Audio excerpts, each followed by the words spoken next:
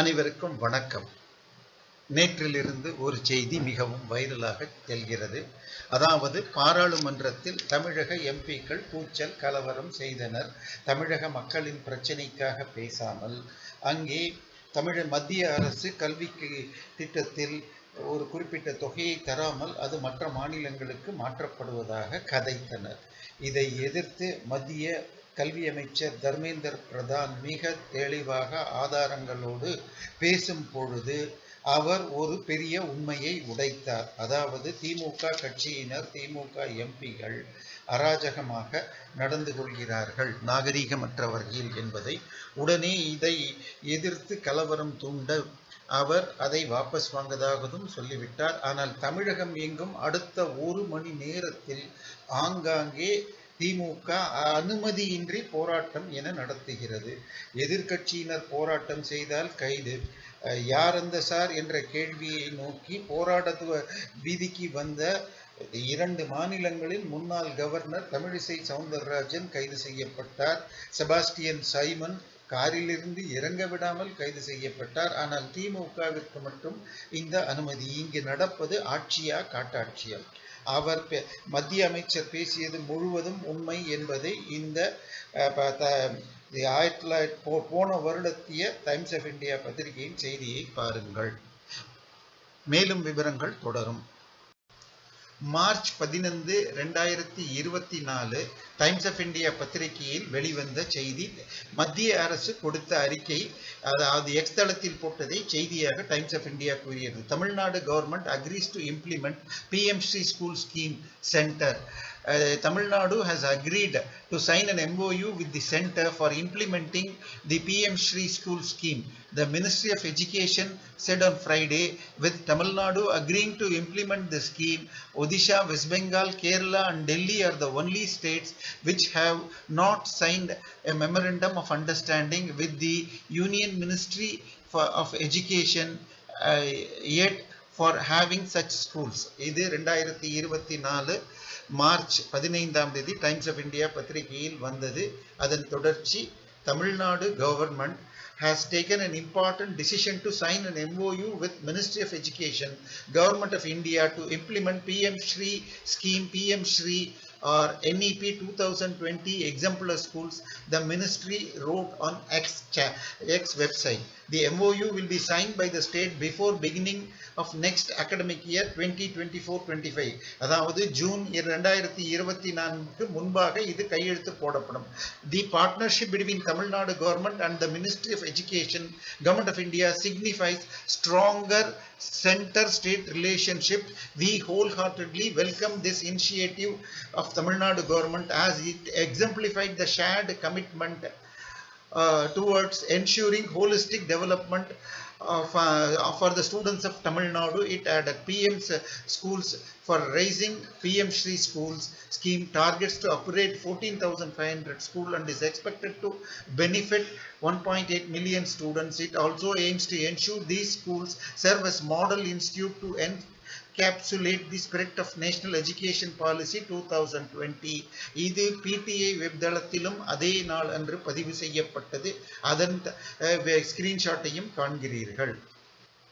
தமிழக அரசின் chief secretary, தலைமை செயலாளர், அதாவது முதலமைச்சருக்கு அடுத்த பதவியில் உள்ளவர், அப்பொழுது இருந்த சிவதாஸ் மீனா 2023 நாங்கள் அடுத்த வருடம் ஜூன் மாதம், அதாவது 2024 வருடம் கல்வி ஆண்டு தொடங்கும் முன்பாக PM Shri ஸ்கூல் தொடங்க சம்மதித்துள்ளோம். அதை எப்படி செய்வது என்பதற்கு குழு அமைக்கிறோம் என்றுதான் தெரிவித்திருந்தார். ஆனால் அந்த குழு அமைப்பதை பெரிதாக காட்டி நாங்கள் முழுமையாக சம்மதிக்கவில்லை என்பதாக திமுகவின் கூச்சல். இன்றைக்கு இந்த நாம் மேலே பார்த்ததில் கண்டதில் நாம் முழுவதும் பொய் என்பதை அறிந்து கொள்ளலாம். அந்த எம்பிகள் மார்ச் 2024 சந்தித்து நாங்கள் அடுத்த வருடம் கண்டிப்பாக ஆரம்பிக்கிறோம் என்கிறார்கள். மத்திய அரசு பல்வேறு திட்டங்கள் மூலமாக பணம் கொடுக்கிறது. தமிழக அரசின் கல்வி பட்ஜெட் என்பது 45,000 கோடிகள், அதாவது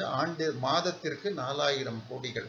ஆனால் இந்த பிஎம் ஸ்ரீ ஸ்கூல்கள் என்பது ஒரு குறிப்பிட்ட பள்ளிகளில் சில விதமான வசதிகளை ஏற்படுத்தி அதில் மும்மொழியும் கற்றுக் கொடுத்து செய்வது, ஏற்றுக்கொண்டு நடத்துவது. உதாரணமாக இந்தியா முழுவதும் ஒவ்வொரு மாவட்டத்திலும் இப்பொழுது நவோதயா பள்ளிகள் என்று இயங்குகின்றது. அந்த நவோதயா பள்ளிகளில் கிராமத்துப்புறத்தை சேர்ந்த பட்டியல் ஜாதியினர் SC ST மாணவர்கள் மட்டுமே அங்கேயே தங்கி படிக்க ஹாஸ்டல் வசதி உண்டி உறைவிடம் இருக்கும் பள்ளி முழுமையாக மாணவர்களுக்கு இலவசம் என நடத்தப்படுகிறது.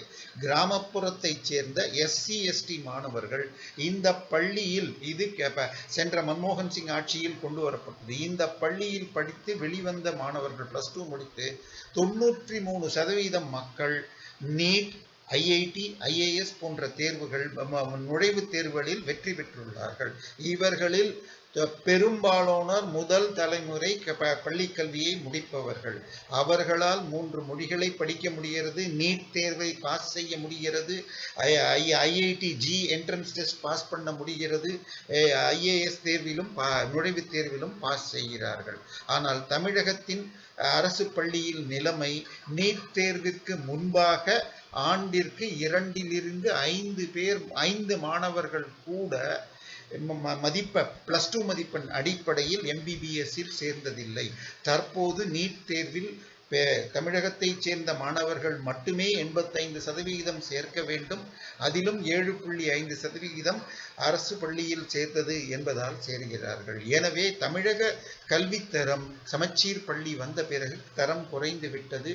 அதுதான் பிரச்சனை. ஆனால் நீட் தேர்வை எதிர்ப்பது என்பது கல்வி தந்தைகள், திமுகவை சேர்ந்த வேலு முதல் பல்வேறு நபர்கள் அரசு மருத்துவக் கல்லூரிகள் நடத்துகிறார்கள்.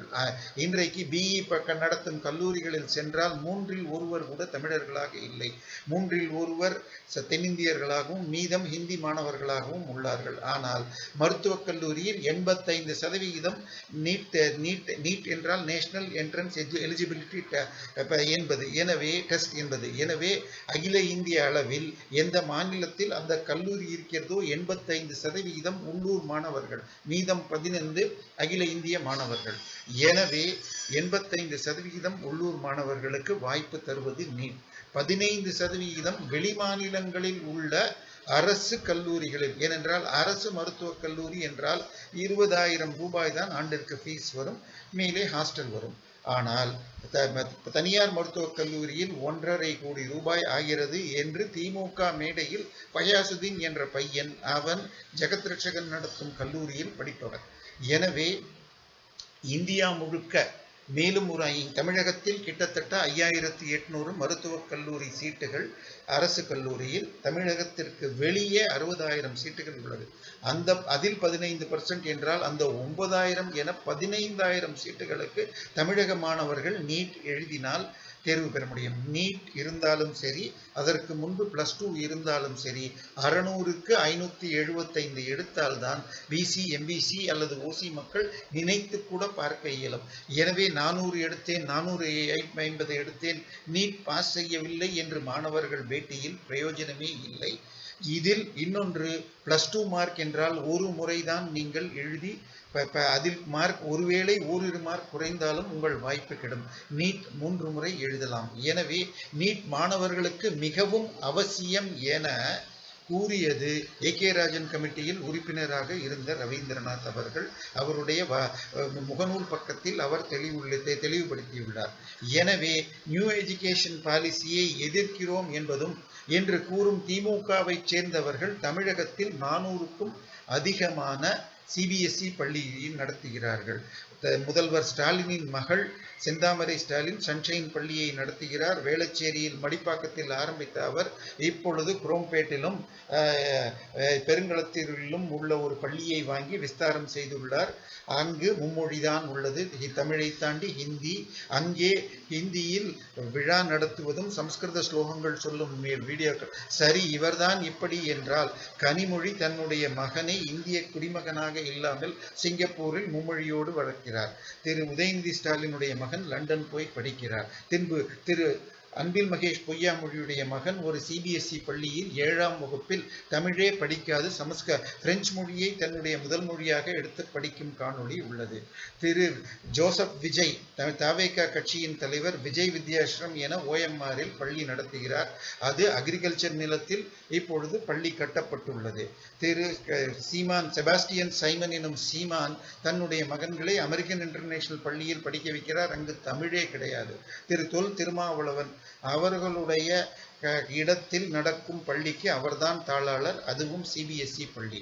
உடனே முதல்வர் ஸ்டாலின் அவர்கள் சிபிஎஸ்இயில் மும்மொழி என்பது கட்டாயம் என்பதால் இது மத்திய அரசினால் கட்டாயமாகிறது என்கிறார். இல்லையா, யாரும் உங்களை சிபிஎஸ்இ பள்ளி நடத்து என்று கூறவில்லை. தமிழர்கள் நாங்கள் மும்மொழி படிக்க வேண்டும், சிபிஎஸ்இ பாடம்தான் நன்றாக உள்ளது, இல்லாவிட்டால் எங்கள் மாணவர் எதிர்காலம் அழிகிறது என்று அவர்கள் கேட்பதால் தான் இந்த நிலைமை.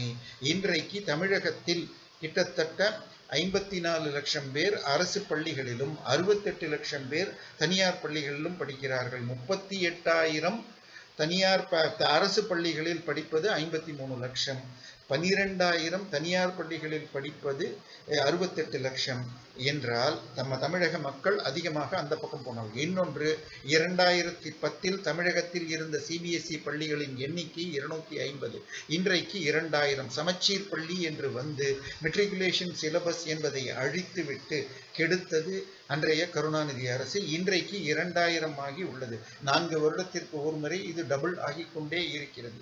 எனவே தமிழக மாணவர்கள் அரசு கல்வியில் படிப்பவர்கள் ஏழைகள், ஏழை மக்கள். அவர்கள் மும்மொழி எப்படி படிப்பது? நாங்கள் அங்கே இலவசமாக புத்தகம் கொடுக்கிறோம் என்றெல்லாம் உதயநிதி ஸ்டாலின் கூறுகிறார். நவோதயா பள்ளியில் முழுவதும் ஏழைகள், அத்தனை பேரும் கிராமப்புற SC/ST மாணவர்கள், உண்டி உரைகளுடன். ஒவ்வொரு மாவட்டத்திலும் ஒரு பள்ளி என இந்தியா முழுவதும் நடக்கிறது. பக்கத்தில் உள்ள கேரளா கம்யூனிஸ்ட் ஆட்சி அல்லது UDF என காங்கிரஸ் தலைமையிலான ஆட்சி அதை ஏற்றுள்ளது. கர்நாடகத்தில் காங்கிரஸ் ஆட்சி ஏற்றுள்ளது. ஆந்திரத்தில் தெலுங்கு தேசமோ அல்லது சாம்வேல் ஜெகன்மோகன் ரெட்டி ஆட்சி ஏற்றுள்ளது. ஆந்திரம் ஏற்றுள்ளது. கல்கத்தாவில் CPM ஏற்றுள்ளது. பிறகு இப்போ தினமுல் நடத்துகிறது. ஆனால் பாண்டிச்சேரியில் இருக்கிறது, இங்கே இல்லை. விழுப்புரத்திற்கு தேவை என விழுப்புரம் VCK MP ரவிக்குமார் கோரிக்கை இணையதளத்தில் உள்ளது. கேந்திரிய வித்யாலயா என்னுடைய தொகுதிக்கு வேண்டும் என ஒவ்வொரு தொகுதி திமுக MPக்களும் கோரிய கடிதங்கள் இணையத்தில் உள்ளன. எனவே மும்மொழியை அரசு பள்ளியில் நாங்கள் மறுக்கிறோம். மும்மொழி படுக்க எனக்கு என்ன மொழி வேண்டும், நான் எதை படிக்க வேண்டும், என் மொழி எனக்கு தேவையான மொழி எனக்கு என்ற வசதி ஏழை மாணவர்களுக்கு தமிழக அரசு மறுப்பது ஏழை மாணவர்களின் முன்னேற்றத்தை தடுப்பதற்குத்தான். ஹிந்தி படித்துவிட்டு இங்கு வேலைக்கு வருகிறார்கள் என்று ஒன்று. இன்னொன்று வெறுப்பு பேச்சு. வடக்கன்கள் கக்கூஸ்கள் வருகிறார்கள் என்று திரு தயாநிதி மாறன் பேசியுள்ளார்.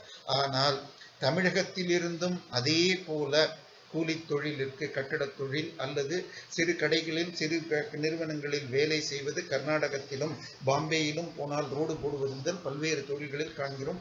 1 கோடி தமிழர்கள் மற்ற மாநிலத்திலும் இருக்கிறார்கள். அவர்கள் மீனியல் ஜாப்ஸை இங்கு தனக்கு தெரிந்தவர்கள் முன் செய்ய வேண்டாம் என்று போகிறார்கள்.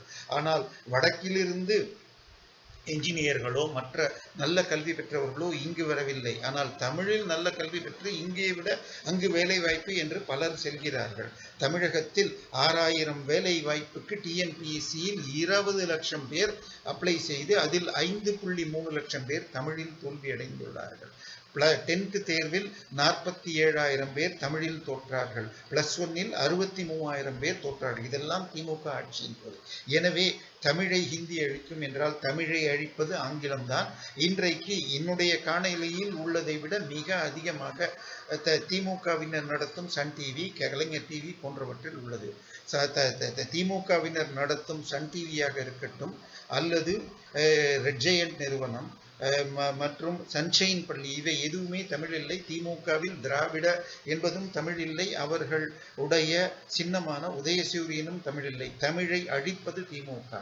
இன்றைக்கு திமுக அவர்கள் சொன்ன பொய், திமுக கனிமொழி மற்றும் தமிழச்சி பாண்டியன் உட்பட MPக்கள் போய் மத்திய அமைச்சர் கல்வி அமைச்சர் தர்மேந்திர பிரதானை அன்பில் மகேஷோடு சந்தித்து நாங்கள் 2024 ஜூன் முதல் PM ஸ்ரீ ஸ்கூல் நிறுவுவோம் என்று கூறியது ஆதாரத்தோடு நிரூபிக்கப்பட்டது. நன்றி, வணக்கம்.